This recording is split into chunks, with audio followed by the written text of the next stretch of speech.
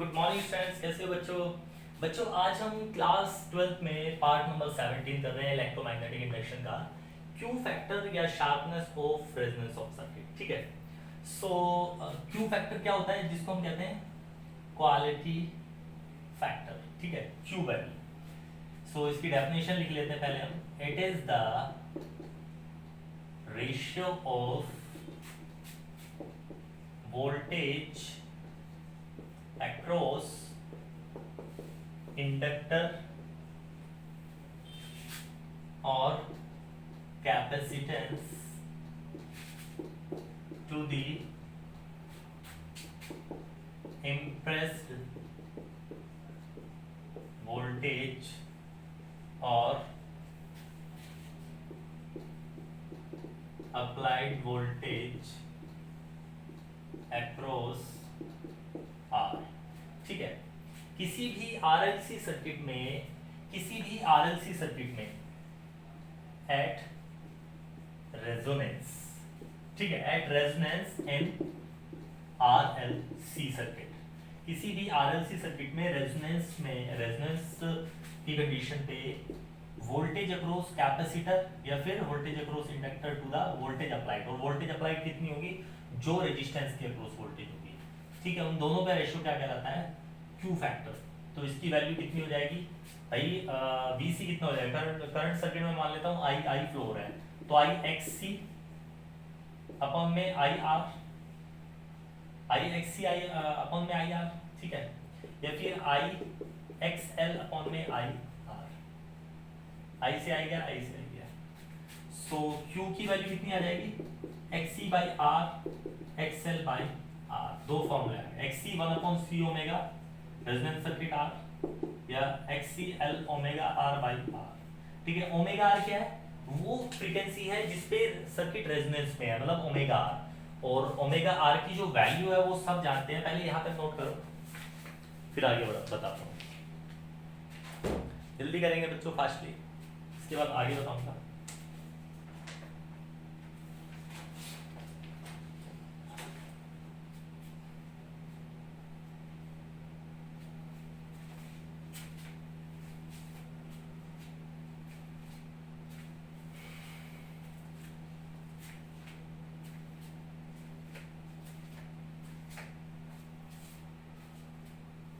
जल्दी करेंगे बच्चों, फास्टली।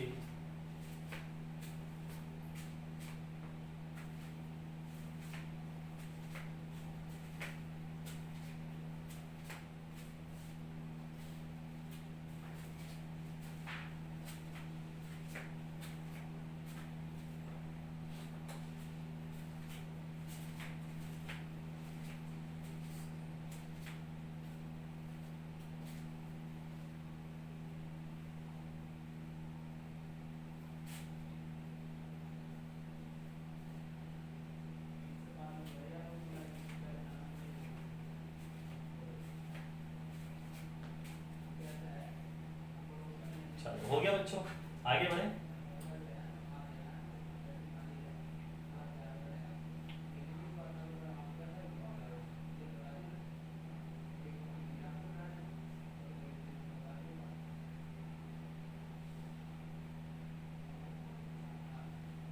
हो गया बच्चों, चलो अब इसका ये फॉर्मूला भी देख लो आप नीचे। ये इसका फॉर्मूला है, Q is equal to X C by R और X L by R. X C की वैल्यू रखे हुए तो 1/c ओमेगा होता है, ओमेगा आर लिख दिया। X L is equal to L omega होता है, तो ओमेगा आर लिख दिया। जल्दी से इसको करो, फिर आगे बढ़ता हूँ। ठीक है, जल्दी करेंगे।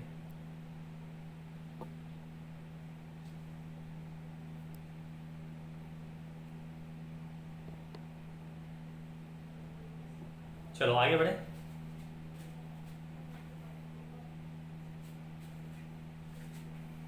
अब देखो बच्चों, अब इसमें क्या है, क्यू फैक्टर में, क्यू वैल्यू में जो मैंने आपको ये फॉर्मूले बताए हैं, इसमें जो ओमेगा आ रहा है that is angular frequency omega 1/√LC, या फिर आप ओमेगा आर की वैल्यू यहाँ रख दो, Q is equal to that is 1/CR√LC। ठीक है, ओमेगा आर की वैल्यू ऊपर चली जाएगी तो यहाँ पे चली जाएगी नीचे, और L by R root L C, और L से L गया तो अंडर रूट 1/r L/c। सो ये Q वैल्यू समझ आ गई L, C और R की टर्म में। इसको भी नोट कर लो जल्दी से, जल्दी करो।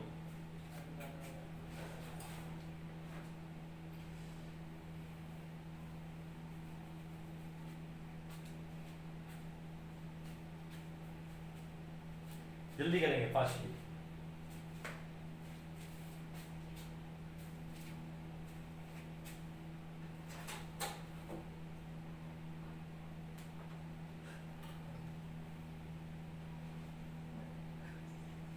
चलो इसके आगे देखते हैं नेक्स्ट।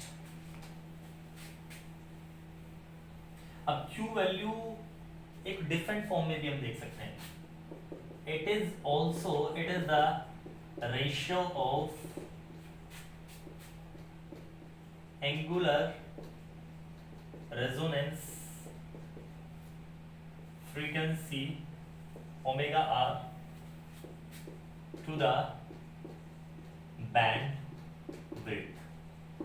अच्छा, वो बैंड विड्थ कैसे, पहले समझा देता हूँ। ये करंट है, दिस इज फ्रीक्वेंसी। मान लो सर्किट है आपका, ये एंगुलर रेजोनेंस फ्रीक्वेंसी है। करंट जिन दो फ्रीक्वेंसीज पे आपको आरएमएस करंट की वैल्यू मिल जाए, मींस मैक्सिमम करंट ये आई नोट है, और आई नोट का 1/√2 टाइम्स आपको एक तो इस वाली फ्रीक्वेंसी पे मिला ओमेगा 1 और एक इस वाली फ्रीक्वेंसी पे ओमेगा 2। इसको कहते हैं हम band width. Omega 2 minus omega 1 that is band width. Omega 2 minus omega 1 that is band width. या तो आप ऐसे कर लो, ओमेगा आर माइनस ओमेगा 1 की टर्म में ट्वाइस करना पड़ेगा आपको, ठीक है, क्योंकि ये सिमेट्रिकल है, जितना ये गैप होगा उतना ये गैप होगा। सो क्वालिटी फैक्टर कितना हो जाएगा, that is resonance angular frequency to the bandwidth. और बैंड विड्थ कितना हो गया, that is twice of delta omega.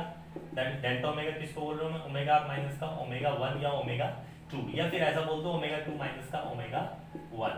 This is bandwidth, ठीक है। तो अब होगा क्या, जितना ज्यादा बैंडविड्थ होगा, अगर लार्ज बैंडविड्थ है तो लेस शार्प होगा और लेस सिलेक्टिव सर्किट होगा।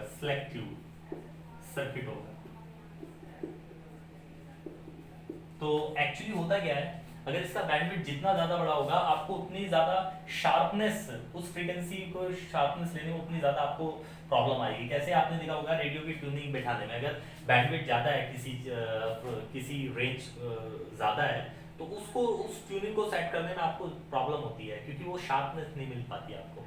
तो सेम वही चीज है यहाँ पे, ठीक है। सो जल्दी से इसे नोट कर लो।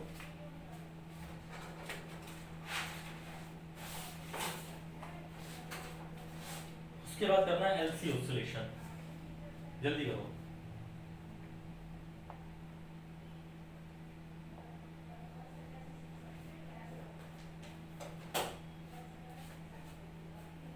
जल्दी से नोट करेंगे बच्चों।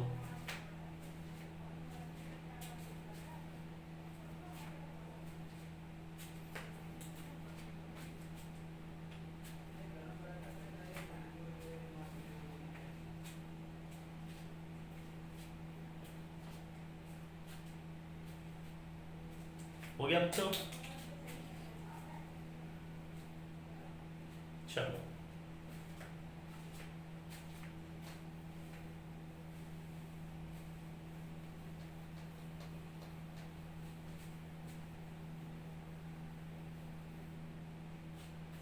एलसी ऑसिलेशन, ठीक है, एलसी ऑसिलेशन।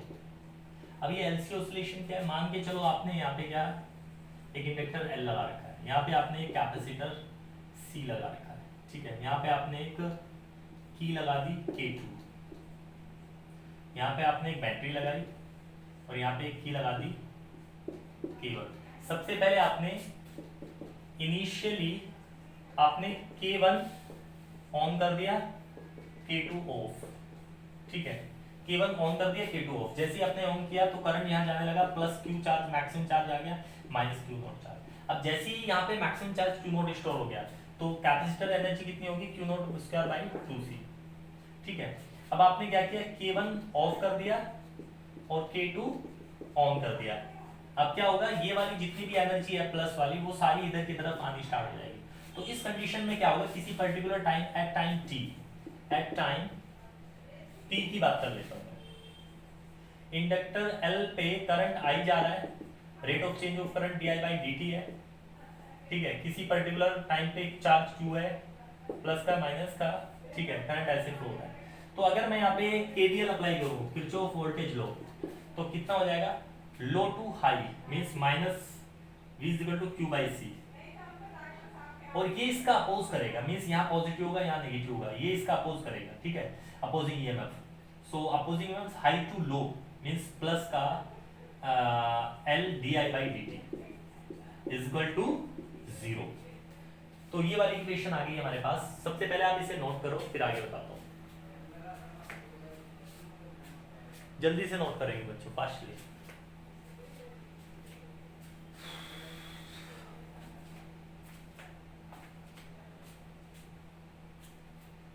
जल्दी करो बच्चों।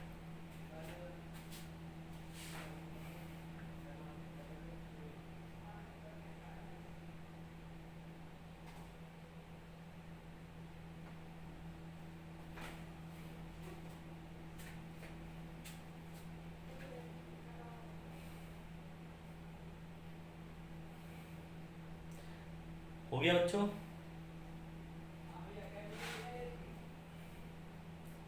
जल्दी करो बच्चों, जल्दी, फास्टली।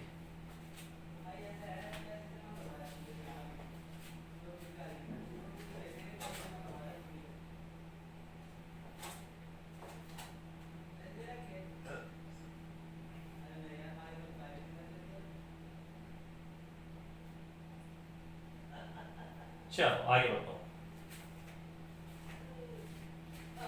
अब आपके पास इक्वेशन ये आ गई।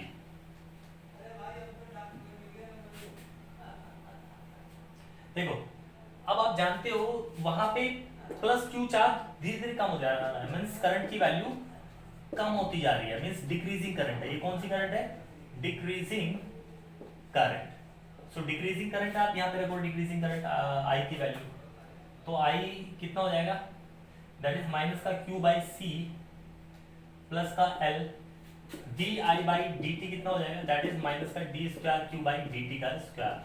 तो आप यहाँ पे रखो L D square Q by D T का स्क्वायर मीन्स माइनस का आ जाएगा इज इक्वल टू 0। तो ये कितना आ जाएगा, ये आ गया आपका, एल से डिवाइड कर दो आप इसको, D square Q by D T का स्क्वायर प्लस का Q by L C is equal to 0। अब इस इक्वेशन को कंपेयर करो सिंपल हार्मोनिक ऑसिलेशन की इक्वेशन से। ठीक है, that is D square X by D T का स्क्वायर प्लस का omega square X is equal to 0। इससे कंपेयर किया आपने तो ओमेगा की वैल्यू कितनी आ गई, ओमेगा स्क्वायर आ गया 1/LC, ओमेगा की वैल्यू आ गई 1/√1 बाई LC। ठीक है, और सिंपल फ्रीक्वेंसी कितनी आएगी, 1/2 पाई अंडर रूट में 1 बाई LC। मींस इस फ्रीक्वेंसी से electric energy magnetic energy, magnetic energy electric energy, electric energy magnetic, ऐसे ऑसिलेट कर रही है। ठीक है, जल्दी से इसे नोट कर लो, जल्दी करेंगे बच्चों, fastly.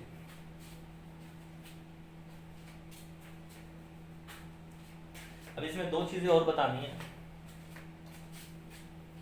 If resistance of circuit 0, circuit में एनर्जी का कोई लॉस नहीं होगा, तो जो फ्रीक्वेंसी होगी एनर्जी ऑसिलेट करने की वो कांस्टेंट रहेगी ऐसे। ठीक है, अगर इसे रब कर दो, if resistance of the circuit is not equal to 0, तो धीरे धीरे एनर्जी क्या होती चली जाएगी, कम होती चली जाएगी ऑसिलेट करने की। ये है undamped oscillating energy, damped oscillating energy. Means damp means जिसका लॉस होता जा रहा है एनर्जी, यहाँ पे कोई लॉस नहीं। सो इलेक्ट्रिक से मैग्नेटिक, मैग्नेटिक से इलेक्ट्रिक, यूनिफॉर्मली वो कॉन्स्टेंटली पीरियडिकली ऑसिलेट कर दी जाएगी। जल्दी से इसे नोट कर लो, और आज हम यहीं तक रखेंगे इसी टॉपिक तक। नेक्स्ट वीडियो में हम आगे के टॉपिक लेके आएंगे। ठीक है बच्चों, चलो थैंक यू।